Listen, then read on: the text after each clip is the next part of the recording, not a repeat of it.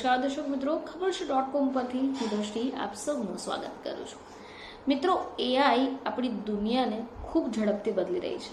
ઘણી બધી એવી નોકરીઓ છે કે જે એઆઈના આવવા પછી લગભગ પૂર્ણ થઈ ગઈ. હવે એની મોટી અસર જોબ માર્કેટ પર પડી રહી છે. જોકે ઓટોમેશન પહેલાં માણસો દ્વારા કરાતી નોકરીઓને ખતમ કરી રહ્યું છે.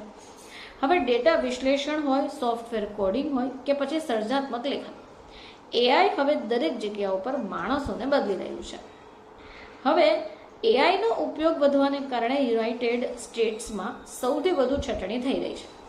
હવે આ એવું કારણ છે કે જેમાં ભારતીય વિદ્યાર્થીઓ અહીંયા અભ્યાસ કરવામાં ખચકાટ અનુભવે છે. હવે એઆઈ કંપની એન્થ્રોપિકે એક અભ્યાસ બહાર પાડ્યો. હવે આ અભ્યાસમાં અમેરિકન નોકરીઓને જાહેર કરે છે જે કૃત્રિમ બુદ્ધિમત્તાથી પ્રભાવિત થવાની શક્યતાઓ ઓછી છે. હવે એક અભ્યાસ મુજબ રસોઈયાની નોકરી, હવે આ એક એવી નોકરી છે જે અમેરિકા બહાર પાડી રહી છે. હવે આ રસોઈયાની નોકરી એ 6 વ્યવસાયોમાંની એક છે જે એઆઈને કારણે ખતમ થઈ જવાની શક્યતા ઓછી છે. તો ચાલો જાણીએ કે ભારતીય વિદ્યાર્થીઓ યુનાઇટેડ સ્ટેટ્સમાં રસોઈયા કેવી રીતે બની શકે છે અને ત્યાં અભ્યાસ કરવા માટે ટોચની કોલેજો અને રસોઈયાનો વાર્ષિક પગાર શું હોય. જો તમે પણ અમેરિકામાં રસોઈયા બનવા ઈચ્છો છો અને ત્યાં રહીને જ કમાણી કરવા ઈચ્છો છો તો આ વિડીયો તમારે માટે છે.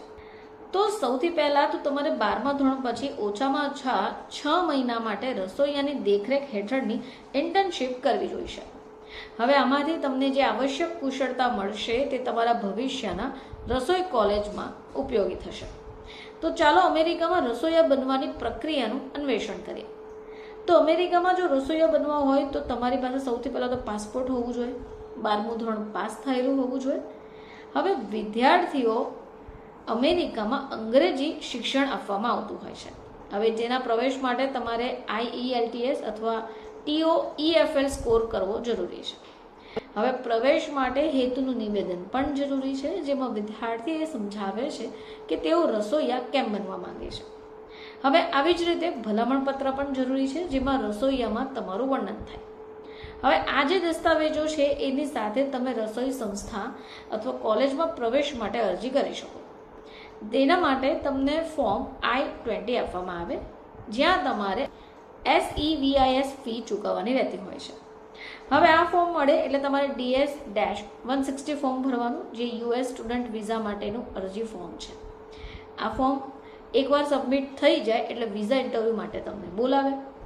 US એમ્બેસી જાઓ, વિઝા ઇન્ટરવ્યૂ લો, ક્લિયર થાય એટલે સ્ટુડન્ટ વિઝા મળે અને આને પછી તમે રસોઈયા બનવા માટે અમેરિકા જઈ શકો.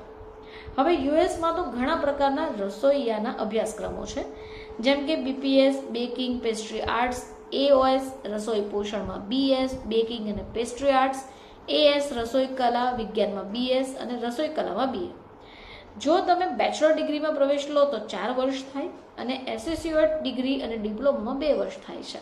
હવે વાત કરીએ કે યુએસમાં રસોઈયાનો પગાર કેટલો હોય. જો તમે ડિગ્રી પૂર્ણ કર્યા પછી ભારતીય વિદ્યાર્થીઓ પહેલાં ઓપ્શનલ પ્રેક્ટિકલ ટ્રેનિંગ હેઠળ 12 મહિના માટે કામ કરી શકે.